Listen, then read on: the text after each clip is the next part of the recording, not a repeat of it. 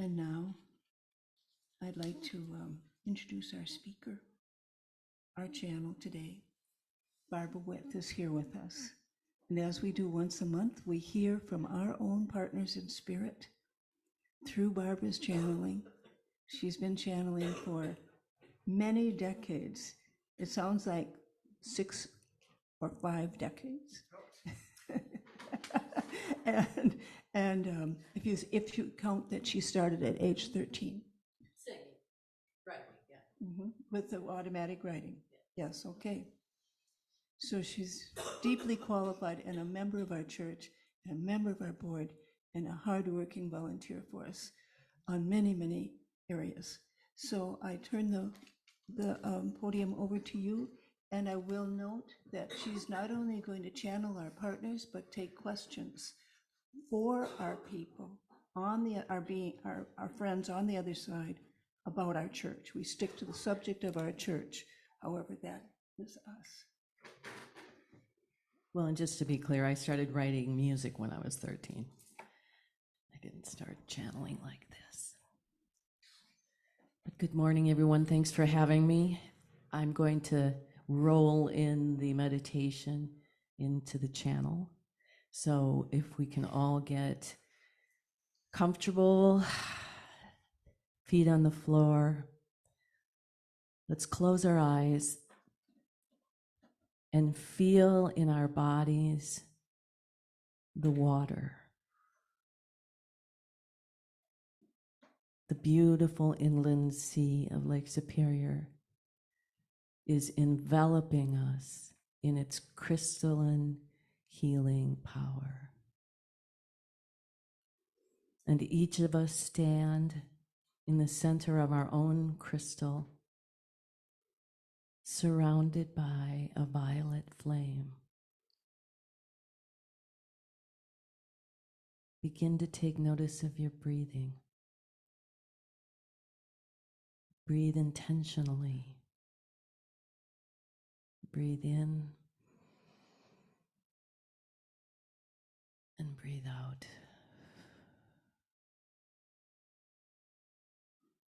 Breathe in and breathe out. And when you breathe in, feel your breath going directly into your heart. And as your breath acts like a breeze, let it blow through all of the judgments as you exhale. As you inhale, bring in peace, truth, and compassion.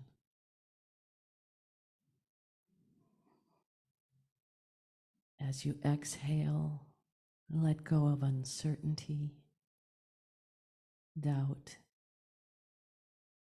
and judgment. And as you breathe in, feel yourself in a completely neutral position. See yourself as an observer. Feel your non-physical energy.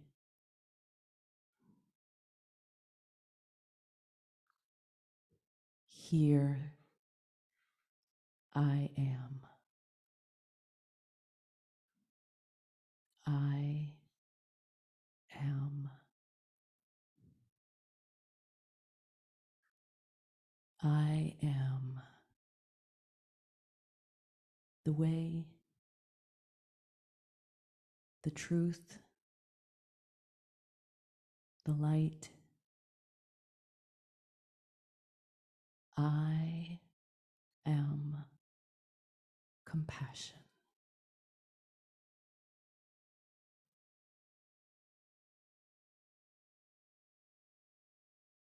We will command that only the most divine light shine down upon you at this time, and that the greatest good be present here.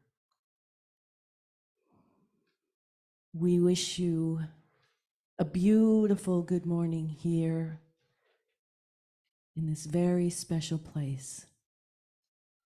And all of you who are sitting here today together, and those who are listening from home, and those who come later to listen later, we send you warm greetings.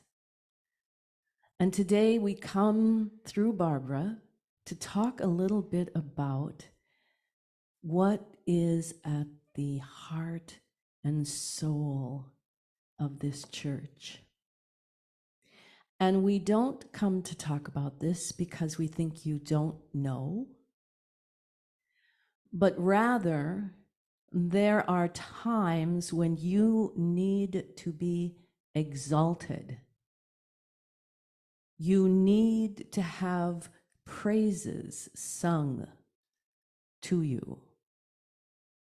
You need to understand your place in this bigger, most mysterious picture of who you are here in this place together as a family, as a community, as a force.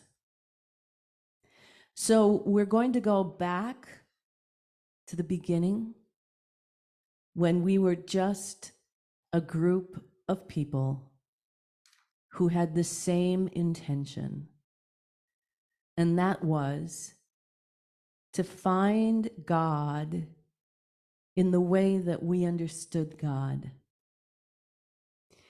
And some of us in the beginning also were attendees of other churches, because this church started in our hearts and did not actually get its own physical structure until the community had already grown so much and supported the creation of this physical building. So we want to go back before this physical building so that you can feel in your hearts what it must have been like to be in a world where there wasn't any structural guidance like every other church. We each found pieces of ourselves in those other worship services. We did not find the whole of it, though, because to us, this was a practical group who met to find God at our kitchen tables. And that was an important part of this church, that it grew from the homes of those in the community. It wasn't foisted upon us by some larger organization. Later, we did become that, but its beginnings were really about our own hunger and curiosity to bridge what we knew was true, which is that life is eternal, that there is an afterlife, that God is in charge, but that we don't really die. And through this years that this church has been in existence, those ideas have ebbed and flowed in the voices of culture, but mostly other organizations would shun that idea because it brought the power directly back to the kitchen table. It wasn't through higher ups who were more holy. Everyone was the same level of holy to us and had the same potential for authority, meaning that some people had practical experience in speaking with the other side.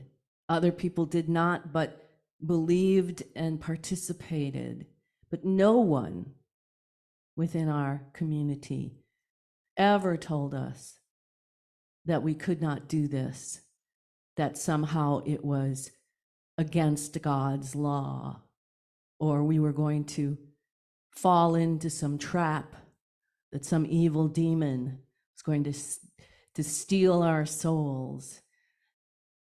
We were given a lot of skeptical responses.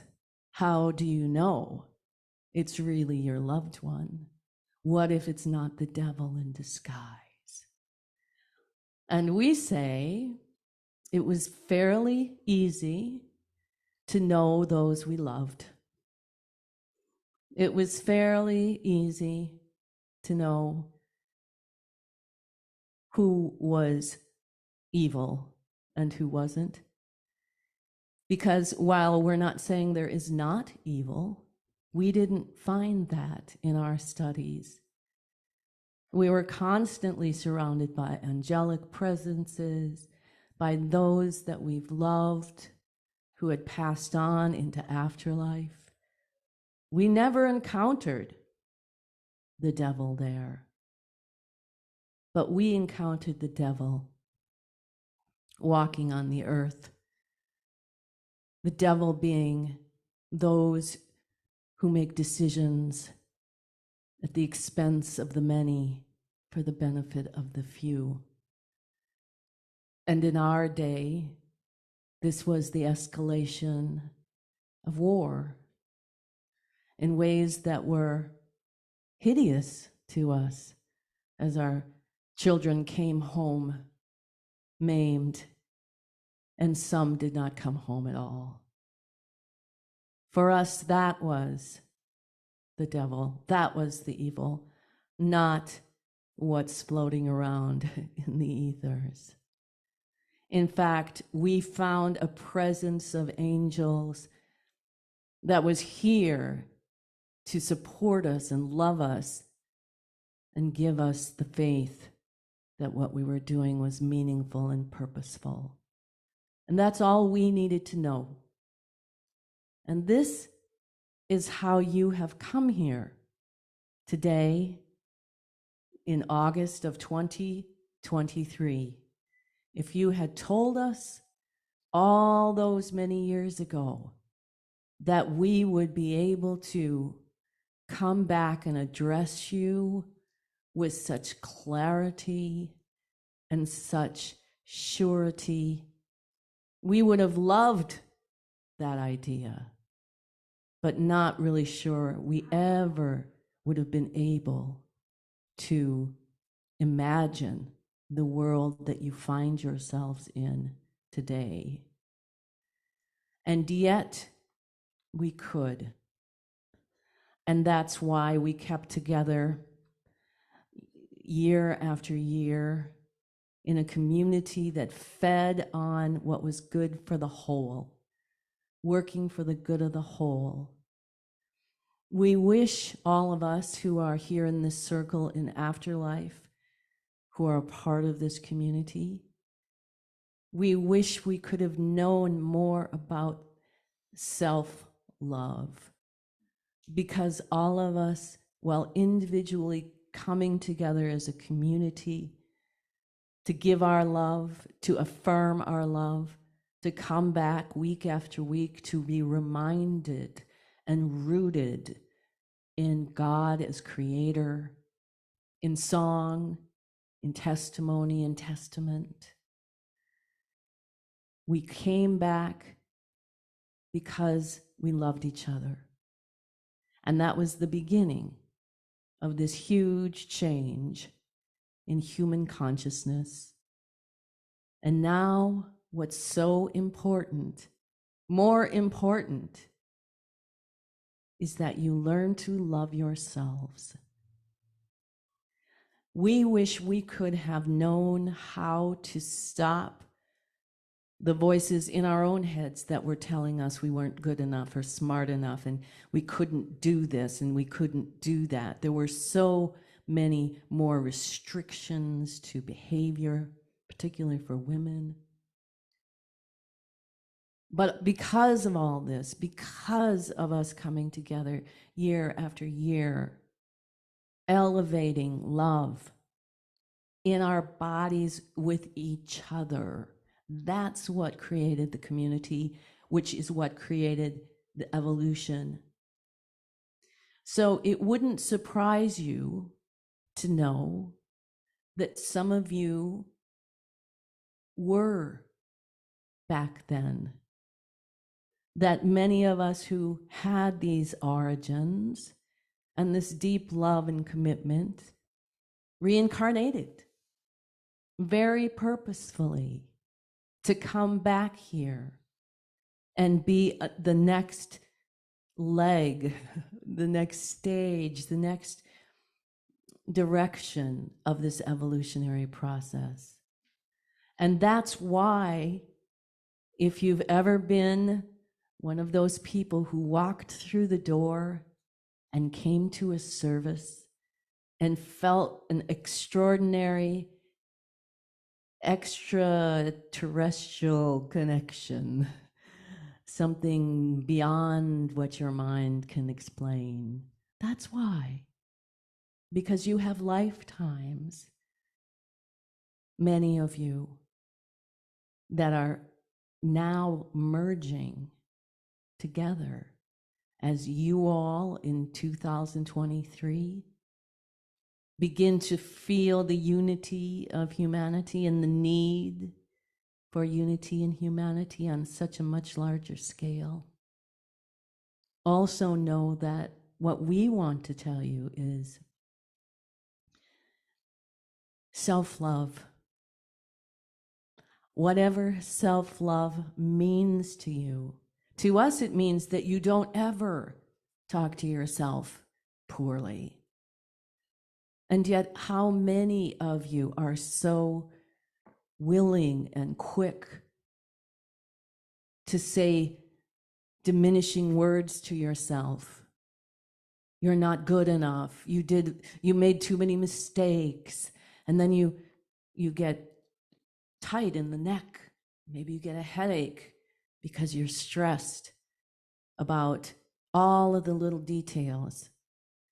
If we could bestow upon you any great wisdom, we would say, please don't sweat the small stuff. You're going to be gone before you know it, and you don't want to miss a minute. We'd also say to you that regardless of who you are, what you've done, how you assessed how good or bad or right or wrong you are, you, the truth is, are a miracle. You're a miracle, just sitting in those chairs doing nothing. The very fact that you have flesh and bone and soul and consciousness and the power to have a physical world, to experience the universe in physical form, that is a miracle. Every mistake that you make is a miracle. Every evil thing that is done on the planet is a miracle. And that's because you, as a community of humans, and how many have lived on this planet over and over again, you as a community of humans are bringing the earth into the new, birthing this new earth as has never been before. Think about that. Here we are in this room together. And some of you lived back in the day before there was a building, being part of that community drawn together with such intention and such connection and such love and focus of mission that when you passed, you said, I want to go back. Send me back so I can continue on this journey. of keeping this community together, connected as one. That's a powerful statement. And that community here is ready to continue on and lead into this new earth. Take everything that this community through all the lifetimes and the many years has built and created and use it to influence the transformation of the entire human species, one person at a time, starting with you. So don't ever underestimate how much power you have to do that kind of transformative work here in this sturdy little church on the shores of this incredible power of Lake Superior. Never underestimate, no matter how frustrated it may be, no matter how confused you might get, no matter how discouraged you could be, it's still a miracle. It's a miracle that you get to be discouraged and depressed, because then when you transform your way out of it, you gain a power that you're never going to lose. So we are here continually, on a continuing basis. You can think of us like the advisory committee. And if there's anything that you would like to ask us or discuss with us, we're not good at remembering details as far as what our lives actually had been, who was where at which moment in time, but we are very good at feeling and embodying the spirit and the intention of what the original community came together to become. We've just come through an incredible week here of renewing, revisioning, remaking some of our physical body here, our building, our land around us. And it has been an endeavor of both parts of our body. The bodies in the church doing things, and the bodies praying and supporting and being part of this community with their hearts and intentions with us. And I wonder what you can guide us with as we grow more and more into an awareness of our unity as humanity. Because it's not just saying the words that everybody was together. It really was. We who were here in person could not have been here without the rest. And I can't personally get too 3D about that and linear. I feel it. So I would love to have you speak to that subject of our oneness for us, please, because we're heading into the fall, a time when our whole culture goes back to work, goes back to school, goes back to being more focused than in our summertime. So we want to carry this forward. Thank you so much. Yes, well, there's a few things to bear in mind, and we're going to say right off the bat that we adhere to the idea of the least resistance, because what you resist persists. So as you're coming together in actual bodies, in 3-4 dimensional world. This is the place where everything manifests. There are fifth, sixth, seventh, eighth, ninth, 10th, way other dimensions, and certainly the non-physical place. But this is where it creates, it's created. And much like what you're talking about with your church is that while there were 5, 6, 7, 8, 9, 10 people, what have you, in the church last week doing the physical work, there was a whole many more that were part of the body that weren't there, that were supporting in their prayers, that were part of the community. Just because they weren't here in the physical body doesn't mean that they weren't here in spirit and in intention and in vision and helping all in that non-physical place to support those in the physical world that were doing actual work. So the same is true in the sense of this community, is that we don't resist, we create with intention. And so, for example, you all fully intend to create this renewal in your church. And because you fully intend it, you're actually seeing it happen step by step.